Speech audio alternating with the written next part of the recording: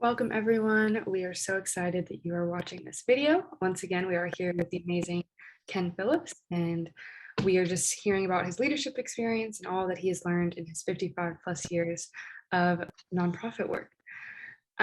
So what is something or just myths that you've heard about leadership in your time and your experience? Yeah, this is so important. I've heard these myths again and again and again. So much so that they're here in what I've written in my first book. The one I hear most often is, "Oh, leaders are born," and some extraordinary people have extraordinary talents. That is true, but that's not us. So myth number one is leaders are born.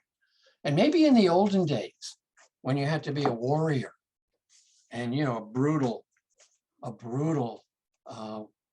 military person, you were born and you rose that way. The world is different. We don't need people like that. So myth one, leaders are born. Let's come back to that in a minute. Myth number two, not everyone can be a leader. Oh gosh, I heard that. Fortunately, not from my parents. They said I could. That was the encouragement I needed. Are leaders born? Can everybody be a leader? Well, that's the second one. Leaders are, not everyone can be a leader. That's myth number two.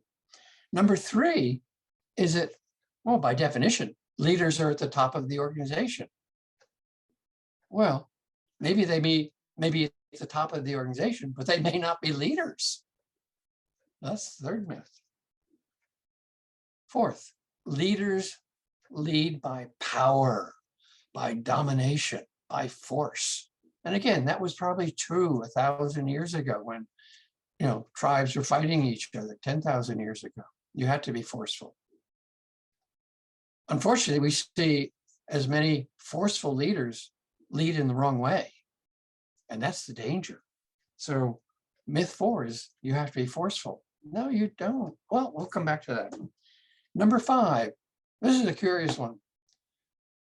The myth is that leaders deliver results. Well, maybe not.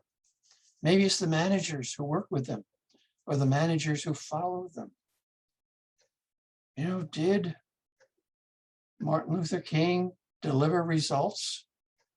Nah, not enough happened. That's a myth that leaders deliver results. They do something else. Myth six, values don't matter for leaders. Oh my God. If leaders don't have values, you have Hitler, you have Stalin, you have the worst people in the world who don't have values. So that's a big myth. Number seven, a very common myth that women can't be leaders. You see that all the time. You see that who's serving on boards of directors in most companies today. Of course they can't lead. That's myth number seven. Number eight is a big one. Myth number eight. There's only one leader in an organization. An organization only needs one leader. That's so contrary to my experience.